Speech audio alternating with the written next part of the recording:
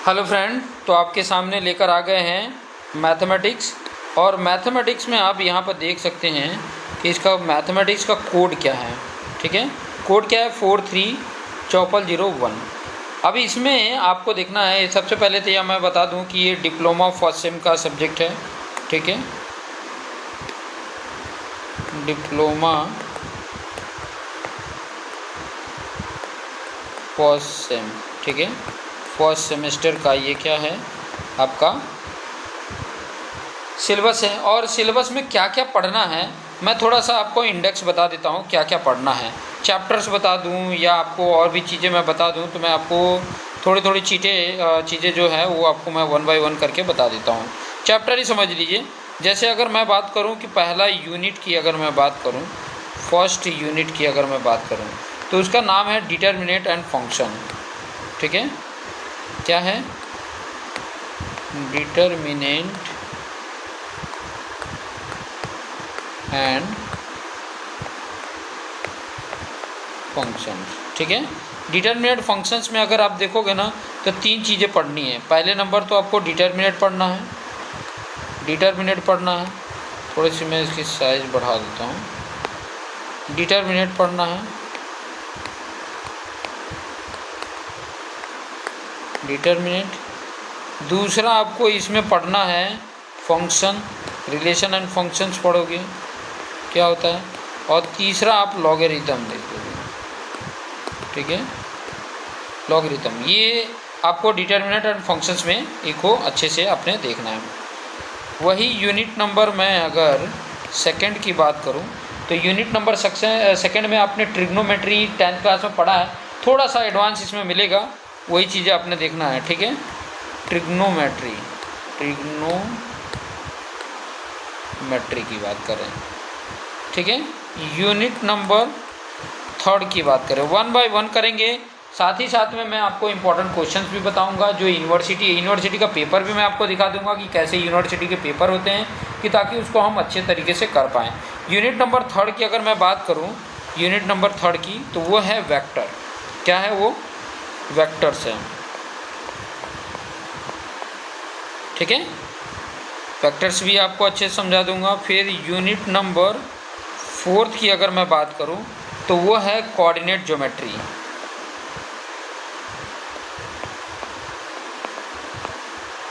Coordinate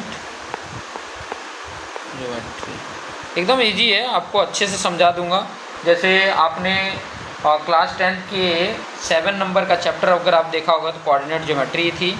और किस तरीके से डिस्टेंस फार्मूला, अगर पॉइंट के बीच का है, बहुत सारे पॉइंट है, मैं 1 बाय 1 करके आपको बता देता हूँ। और लास्ट यूनिट जो है, टोटल यूनिट 5 ही है। यूनिट 5 कितने हैं, यूनिट नंबर 5 है लिमिट भी आपको अच्छे तरीके से बता देंगे। तो ये थे आपके मैथमेटिक्स के यहाँ पर यूनिट है। ठीक है, यूनिट की मैंने यहाँ पर बात आपको बता दी कि ताकि आपको अच्छे से ये समझ में आ सके। जैसे यूनिट नंबर 1 की मैं बात कर रहा था। ठीक है, यूनिट नंबर 1 की बात किया, यूनिट नंबर 2 की बात कर रहा हूँ, यूनिट नंबर 3 की बात कर रहा हूँ, यूनिट नंबर 4, यूनिट नंबर 5, ये सारे यूनिट की मैं बात कर रहा था, जिसमें क्या क्या पढ़ने वाले, ये सारी चीज़ें यहाँ पर आपको कवर अप करा दिया। ठीक है, अब हम बात करने वाले हैं चैप्टर नंबर 1, जिसका नाम है determinant and functions and logarithm वाली बात कर रहे हैं। तो इसमें हमने क्या करना है, सबसे पहले हमने क्या करना है, डिटर्मिनेंट पढ़ना है। ठीक है, डिटर्मिनेंट में 1 बाय 1 चीज़ें मैं आपको बताते जाऊंगा, कि ताकि आपको आसानी से समझ में आ सके। जैसे कि मैं आपको बताऊं कि किस तरीके से डिटर्मिनेंट फाइंड आउट करते हैं। अब डिटर्मिनेंट फाइंड आउट करने में पहले तो ये दिया होता है, किस तरीके का दिया होता है, सेकेंड ऑर्डर डिटर्मिनेंट होता है, थर्ड ऑर्डर डिटर्मिनेंट क्या होता है, ये 1 बाय 1 करके हम उसमें सारा कुछ हम डिटेल में पढ़ेंगे। तो चलते हैं चैप्टर नंबर 1। मैं यहाँ पर चैप्टर नंबर 1 लिख देता हूँ।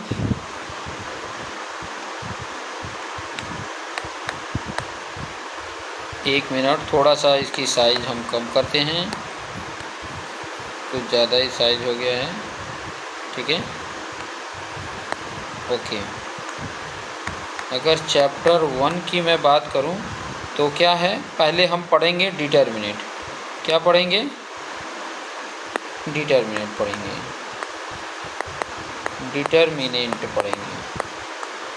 ओके। ओके, ये है डिटर्मिनेंट। अब डिटर्मिनेंट किस तरीके से होता है, जैसे अगर मैं बोलूँ कि किस फॉर्म में, जैसे कोई ए है, ठीक है, और इस तरीके का दिया हुआ है, 2 दे दिया, 3 दे दिया, 4 दे दिया, 5 दे दिया, इस तरीके से, मतलब इसकी वैल्यू, जो डिटर्मिनेंट की वैल्यू फाइंड आउट करनी है, मतलब ये कोई ए मैट्रिक्स था, उसका डिटर्मिनेंट फाइंड आउट कर रहे हैं।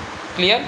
तो कैसे इसकी और डिटर्मिनेंट फाइंड आउट करेंगे, तो सिंपल सा याद रखना, सिंपल सा मैं यहाँ पर कॉन्सेप्ट बता रहा हूँ कि आपने सबसे पहले इनका, ठीक है, सबसे पहले आपने क्या कर देना है, इस वाले का, ये जो आपके सामने दिया हुआ ना, इसका मल्टीप्लिकेशन करो, ठीक है। थोड़ा सा यहाँ पर मैं बैक करूँ, हाँ, अभी मैं यहाँ पर आपको समझा दूँ, ग्रीन कलर से ले लेता हूँ। सबसे पहले आपने क्या करना है, इनका मल्टीप्लिकेशन करना है, ठीक है। तो 2 और 5 का मल्टीप्लिकेशन यहाँ पे क्या हो जाएगा, 2 × 5 कर लेना, ठीक है, ये कर लिया आपने। फिर बाद में साइन होता है माइनस, ठीक है। उसके बाद अगर मैं बोलूँ, आपने क्या कर देना है, दूसरा कलर ले लिया मैंने, इसका मल्टीप्लिकेशन करना, किसका, इसका मल्टीप्लिकेशन, जो ब्लू कलर से मैंने लिया है, तो उसका मल्टीप्लिकेशन क्या हो जाएगा, 4 × 3। प्लस माइनस का बहुत इंपॉर्टेंट रोल है, ठीक है। अभी यहाँ पर 2 5 जा 10 हो गया, और माइनस 4 3 जा 12 हो गया। वैल्यू देखो 12, और बड़ा कौन है, देखो 10 - 12 है, एक प्लस एक माइनस है, तो 12 में से 10 माइनस करेंगे, कितना आएगा, 2, और 12 का साइन माइनस है, तो इसलिए इसका माइनस, बड़े वाले का साइन लगा दिया जाता है। तो इस वाले जो मैट्रिक्स है, देखो इसमें क्या होता है ना, आपको एक और चीज़ें मैं बताऊं, ठीक है, मैं यहाँ पर दूसरा एक लेके मैं बता देता हूँ, ताकि आपको और अच्छे से समझ में आ सके। जैसे कोई ऐसे दिया हो, ए दिया है, बी दिया है, सी दिया है, डी दिया है, ठीक है। अब इसमें मैं थोड़ा सा आपको समझा दूँ, ठीक है, थोड़ा सा समझा दूँ कि ये वाला जो है ना, एक मिनट, अपने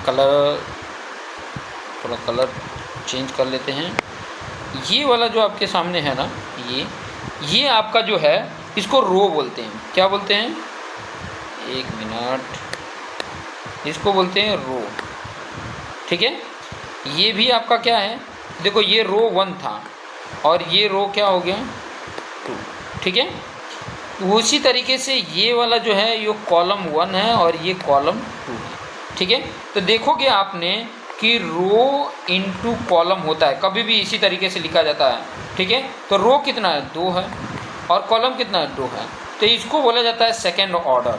क्या बोला जाता है, सेकेंड ऑर्डर बोला जाता है। इस डिटर्मिनेंट को सेकेंड ऑर्डर बोला जाता है। क्लियर? जहाँ 2/2 हो, और 3/3 होता है, उसको थर्ड ऑर्डर बोला जाता है। मैं 3/3 का भी यहाँ पर लिख के दिखा देता हूँ, ठीक है।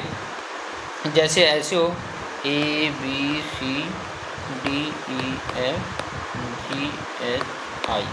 तो ये आपके सामने आप देखोगे तो रो कितने हैं, यहाँ पे 3 हैं, R1 R2 R3, क्लियर। और कॉलम कितने हैं, C1 C2 C3, तो कॉलम कितने हैं, 3। तो यहाँ पर ऑर्डर कौन सा हो गया, कौन सा ऑर्डर हो गया, थर्ड ऑर्डर हो गया। क्लियर? तो सेकेंड ऑर्डर और थर्ड ऑर्डर में डरने वाली बात नहीं होती है, सिर्फ यही होता है, सेकेंड ऑर्डर में 2/2 होता है, और थर्ड ऑर्डर में 3/3 होता है। क्लियर? अब आज का जो हमारा लेक्चर्स है ना, इसमें हम 2/2 ऑर्डर वाले जितने भी क्वेश्चंस हैं, उनको हम 1 by 1 करेंगे, ठीक है। और साथ ही साथ में उनके एक 2 क्वेश्चन, 3 क्वेश्चन हम करते जाएंगे, कि ताकि आपको इसमें किसी भी प्रकार का दिक्कत ना हो, ठीक है। किसी भी प्रकार का क्या हो, दिक्कत ना हो, ठीक है। चलिए आगे बढ़ते हैं, ठीक है। थोड़ा सा पेज को मैं बड़ा कर लिया, ठीक है। अब यहाँ पर आगे मैं बात करने वाला हूँ, कुछ क्वेश्चंस की, ठीक है। तो मैं ब्लैक कलर ले लेता हूँ, क्योंकि मेरा फेवरेट कलर है ब्लैक। तो इसमें देखो क्वेश्चंस हैं, जिसमें हमें क्या फाइंड आउट करना है। जैसे क्वेश्चन ऐसे बोल दिया हो, क्या बोला हो, find the value of the following determinant, clear. तो अभी ये जो find the value of the following determinants की मैं बात कर रहा हूँ, जैसे मैं पहला ले लिया, ऐसे करके क्वेश्चन, कोई भी क्वेश्चन हो सकते हैं। 2 हो गया, यहाँ -3 हो गया, और यहाँ पर 5 हो गया, यहाँ पर 4 हो गया। सॉरी। तो इसको जब सॉल्व करना होता ना, देखो ध्यान से, मैंने पहले बोला था कि आपने सबसे पहले इसको मल्टीपल करो 2 का 4 के साथ, तो 2 × 4 लिख लिया, और बीच में माइनस होता है, फिर ब्रैकेट में अब इसको मल्टीपल करना है 5 का -3 के साथ, 5 × -3। क्लियर। अब यहाँ पर ध्यान दो, 2 4 जा कितना होता है, 8 होता है, और यहाँ पे देखो माइनस है, और ब्रैकेट में इसको लिखना क्योंकि माइनस साइन है, प्लस माइनस माइनस होगा, 5 3 जा कितना हो गया 15। थोड़ा सा आपका टेबल ज़रूरी है, कम से कम तो 10 तक टेबल आपको अच्छे से आना चाहिए। नहीं आ रहा है तो प्रैक्टिस कर लो, ठीक है। अभी एग्ज़ाम टाइम है, तो उसके पहले इतनी प्रैक्टिस कर लो कि कम से कम ये आने लग जाए, ठीक है। अब ये 8 हो गया, अभी देखो ये माइनस और ये माइनस क्या हो गया, प्लस हो गया, और 15 हो गया। अब 8 और 15 कितना हो जाएगा भाई, 8 और 15 अगर ऐड करते हो तो वो हो जाता है 23। तो आपका जो ये आंसर होगा वो क्या होगा, 23 हो जाएगा। समझ में आ गया होगा। बहुत ज़्यादा हार्ड नहीं है, 1 बाय 1 क्वेश्चंस अगर करोगे तो आसानी से हो जाएगा, ठीक है। एक और क्वेश्चन करते हैं, जितना क्वेश्चन करोगे उतना ही आपके लिए बेटर रहेगा, ठीक है। जैसे मैंने क्वेश्चंस लिया x - 1, फिर लिया x, फिर लिया यहाँ पर x है, और फिर यहाँ पर x + 1 है। टेक्निक वही है जो मैंने आपको सिखा रहा हूँ, वही, ठीक है। क्या करना है, सबसे पहले इनका मल्टीपल कैसे करोगे, देखो x - 1 है और ये x + 1 है। देखो दोनों ब्रैकेट में लग दिया, और दोनों ब्रैकेट के बीच में कुछ सिंबल नहीं है, मतलब ये मल्टीप्लिकेशन में है। एकदम सिंपल समझाऊंगा कि ताकि आपको आसानी समझे, और बीच में होता है माइनस, ठीक है। अब इनका मल्टीपल, इसका मल्टीपल करोगे तो x × x कर लो। अब यहाँ पर ध्यान दो, ये देखोगे अगर इसकी अगर मैं बात करूँ तो ये उस फॉर्म में है कि नहीं, जैसे कि अगर a + b हो और a - b हो, इसका फॉर्मूला हो जाता है a² - b²। मतलब देखो पहला और दूसरा जैसा है वैसे ही इसमें भी है मल्टीप्लिकेशन में, बट साइन अंतर है, एक में माइनस एक में प्लस है। तो पहले वाले का स्क्वायर हो जाता है x², और माइनस दूसरे वाले का 1 का स्क्वायर हो जाएगा, और बाद में यहाँ माइनस x और x क्या हो गया, x² हो गया। अब यहाँ थोड़ा ध्यान देना कि ये माइनस है, ये वाला जो टर्म है, ये देखो ये पूरा टर्म क्या है, माइनस में है, और ये पूरा टर्म क्या है, प्लस में है। तो ये कट के क्या हो गए, 0 हो गए, कट के क्या हो गया, 0 हो गया, बचा क्या, माइनस, क्या बचा, -1 बचा, 1 का स्क्वायर 1 और माइनस साइन आगे था। तो इसका जो आंसर हो गया वो क्या हो गया, -1 हो गया। तो इस तरीके से सॉल्व करेंगे तो हमारा अच्छे से सॉल्व हो जाएगा, कुछ ज़्यादा इसमें मेहनत करने की ज़रूरत नहीं है। चलिए आगे कुछ कर लेते हैं। आगे मैं बताने वाला हूँ, जैसे कि एक और डिफरेंट क्वेश्चंस, थोड़ा सा धीरे धीरे लेवल बढ़ते जा रहा है। पहले एकदम इजी लेते हैं, जैसे मैंने ले लिया 2 3 4 5, एकदम इजी वाला करते हैं। अब मेरे साथ करिए। सबसे पहले क्या करेंगे, 2 × 5, देखिए क्रॉस, फिर माइनस सिंबल होता ही है, और फिर 4 × 3 ये वाला, तो 4 × 3 हो गया। क्या हो जाएगा, देखो ये 2 5 या 10 हो गया, यहाँ 4 3 या 12 हो गया। क्या आ गया आंसर, 12 - 10 2, और बड़े वाले का साइन माइनस दिया, माइनस लगा दिया। ऐसे ही अगर मान लो कि एक मैं 4th वाला क्वेश्चन ले लेता हूँ, मैंने ले लिया, यहाँ 5 था, यहाँ 3 था, यहाँ 2 था, और यहाँ 4 था। अभी ये क्वेश्चंस आपको करने हैं। देखो तो सबसे पहले तो ये मल्टीपल होगा 5 × 4 का, फिर माइनस सिंबल होता है, फिर इसका मल्टीपल 2 3 जा 2 × 3। क्लियर। अब यहाँ 5 4 जा कितना हो जाएगा, 20 हो जाएगा, और यहाँ 2 3 जा कितना हो गया, 6 हो गया। अब 20 में से 6 माइनस करो कितना हो जाता है, 14। ये थोड़ा करते करते जितना करोगे, मैं तो कहता हूँ ना कि मेरे साथ मैं जो करा रहा हूँ, नोटबुक पेन पेंसिल ले लो, और जो जो कराते जाता हूँ उस चीज़ों को आप लिखते जाओ, ठीक है, उस चीज़ों को लिखते जाओ। अदरवाइज देखो मैथ्स ऐसा है कि जितना प्रैक्टिस करोगे उतना ही आएगा। मैथ्स की यही फंडा है कि आप जितना प्रैक्टिस करोगे उतना आपको आएगा, जितना प्रैक्टिस करोगे उतना ही आपको आएगा, ये समझ के रखना, ठीक है। जितना प्रैक्टिस करोगे उतना आपको आ जाएगा। तो चलिए आगे बात करते हैं, कुछ और क्वेश्चंस ले लेते हैं। देखिए अभी 15 मिनट हो गया, मैं 15 से 20 मिनट ही बताऊंगा। आज अभी 15 मिनट हो गया ना, तो आज के लिए इतना ही रहने देते हैं। 15 मिनट से ज़्यादा वीडियो का लेक्चर्स नहीं होगा, 15 मिनट तक आपको देखने हैं, 15 मिनट के बाद से स्टॉप कर देंगे।